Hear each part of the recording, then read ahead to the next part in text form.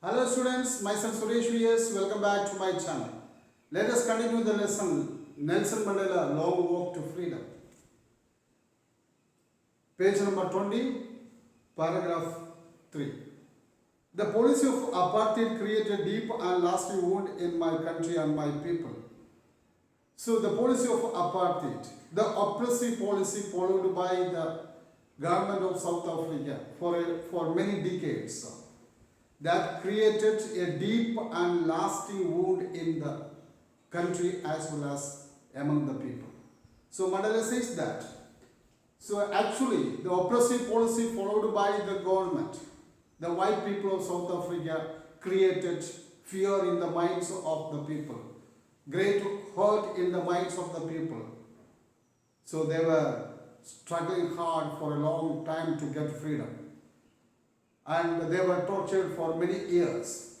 So in order to come out of it, it may take many years. All of us will spend many years, if not generations, recovering from that profound hurt.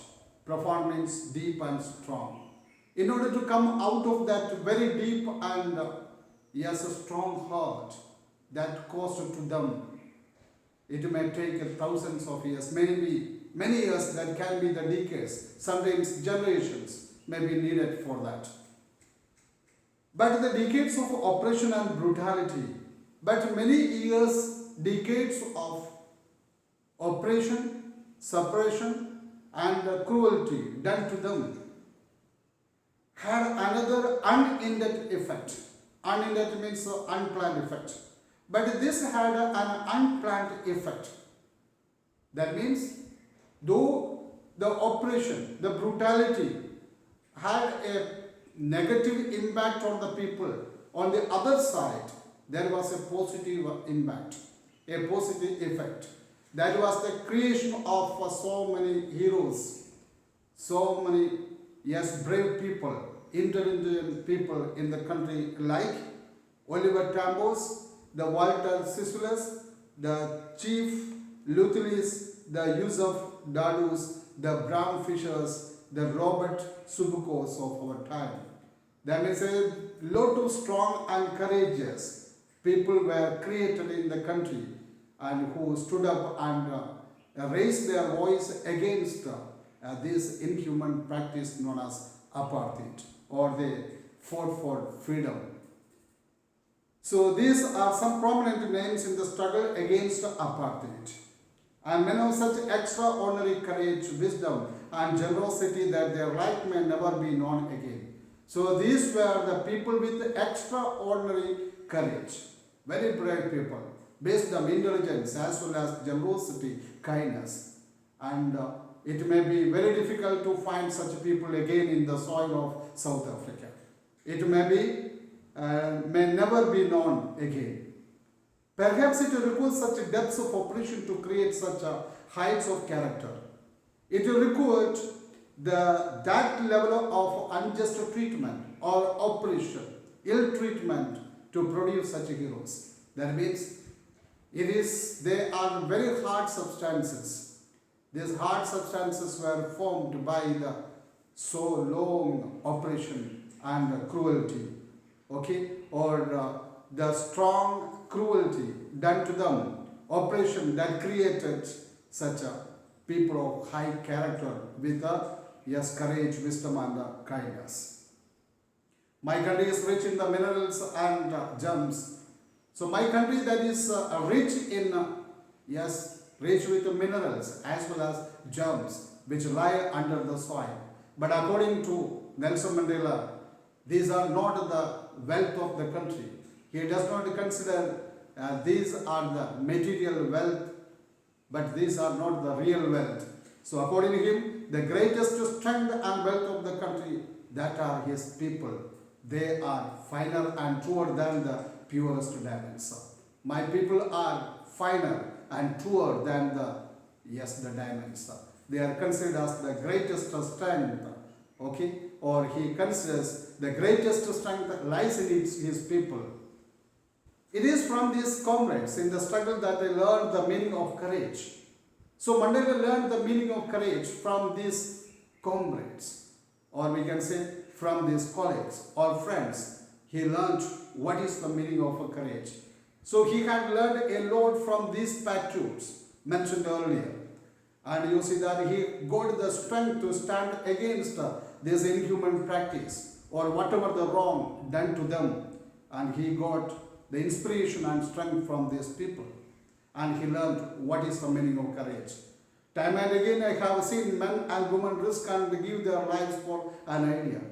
So many times, time and again, there is often, I found that men and women, they sacrifice their lives for an ideology, for an idea. And he had witnessed that many people, they sacrifice their life for freedom. They sacrifice their life to stand against this inhuman practice. I have seen men stand up to attacks and torture. I have seen the people, yes, defended themselves against the attacks, against the brutality, torture, without breaking. That means constantly, continuously, they defended themselves from such an inhuman practice, such a brutality, such an attack. And showing a strength and a resilience that defies the imagination. Resilience means the ability to deal with any kind of hardships and recover from its effect. And you see that they had shown a great ability to remain unchanged by suffering or without losing hope, without losing courage and goodness. They defended themselves and they continued their work of or fight for the freedom. And without fighting against them, they resisted themselves, they defended themselves, and they fought against the inhuman practice without losing their hope, without losing their courage and goodness. I learned that courage was not the absence of fear. So I learned a great lesson. The courage was not the absence of fear, but what is courage? The triumph over it. The courage means, yes, the triumph over the fear. That is the courage. I learned from these great heroes. But he conquers that fear. So one who conquers the fear is the real hero. So you can see that he learned that courage did not mean the absence of fear, but the ability to overcome fear. So the man who overcomes fear is called a hero, called a brave man. No one is born hating another person because of the color of his skin or his background or his religion. When one takes birth, see, he does not learn to hate other people in the name of a skin, a religion, caste, creed, or anything. Or we can say that no one is born with a hatred. So we learn it in the later part of our life. So people must learn to hate, and if they can learn to hate, they can be taught to love. So we learn to hate others in the later part of our life when we grow up. It is taught to us. If people can be taught to hate, they must be, or they can be taught to love also. Because love comes from naturally, and love comes more naturally to the human heart than its opposite. Opposite means hatred. Because the love that comes naturally from one's mind. So a person, if he is taught to hate, he can be taught to love also. Because love comes automatically from us. Even the grimmest times in prison. So even in the serious times, in the gloomy times, in unhappy times in the prison, when he spent with his comrades, when he spent with his friends. So in this time, my comrades and I were pushed to our limits. Pushed to our limits means pushed to the last point in our ability to bear pain. They were tortured in such a way. They were ill-treated in such a way. Sometimes it crossed the limit and they were not able to bear it. Even that time, I would see a glimmer of humanity.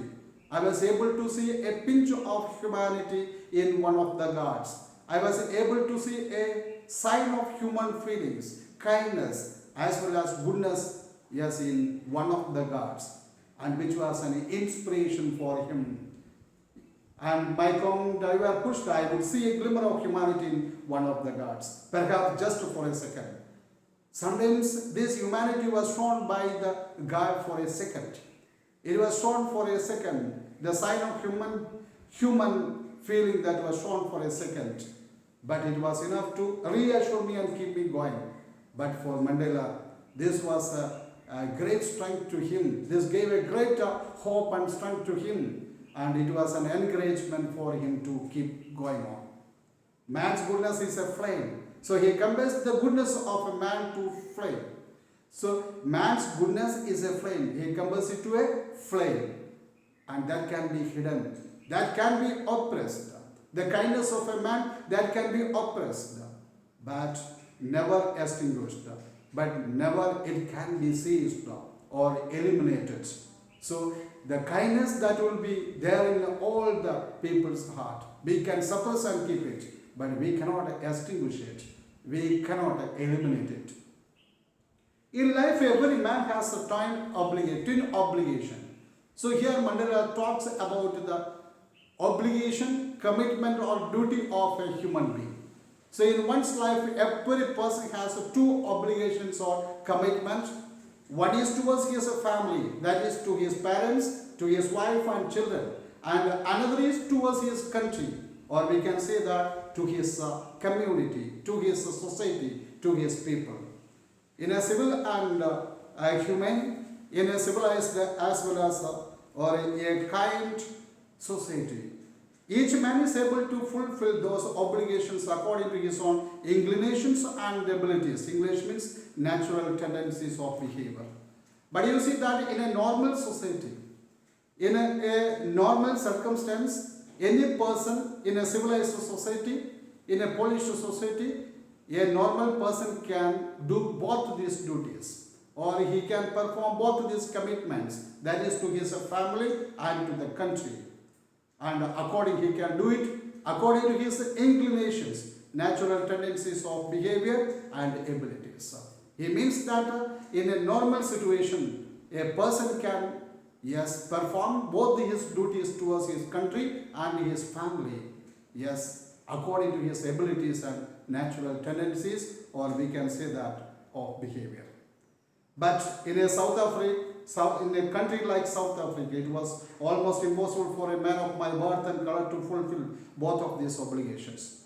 But in a country like South Africa, their people were discriminated in the name of race and color, so it was not possible.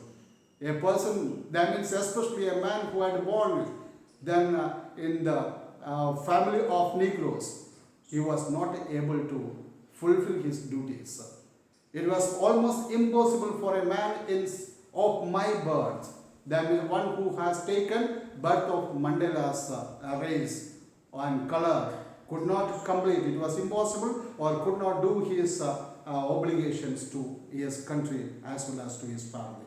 In South Africa, a man of color who attempted to live as a human being was punished and isolated. That was the case. In South Africa, in his country, if a man tried to fulfill his obligations, that is to his country and family, or he tried to live like a human, he was punished and as well as isolated. Okay, isolated means he was made far away from the society, from the family. In South Africa, a man who tried to fulfill his duty to his people was inevitably ripped from his family and his home and was forced to live a life apart.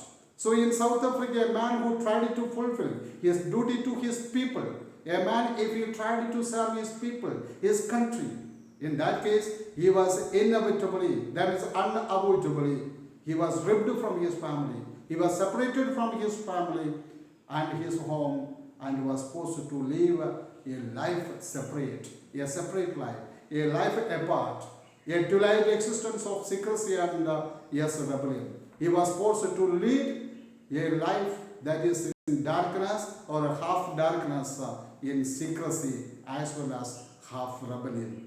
So he became rebellious, or rebellion means a revolt. I did not in the beginning choose to place my people above my family. So in the beginning, I did not try to keep the society or give importance to society more than the family. That was in the beginning I gave importance to my family. But when I started serving the society, I found that it was difficult to it was difficult to take both together. So, but in the attempting to serve my people, I found that I was prevented from fulfilling my obligations. So once I started to serve the country, serve my people, I found that it was difficult to, do my obligation commitment as a son, a brother, a father, and a husband. That means if he wanted to serve the country, he cannot serve his family.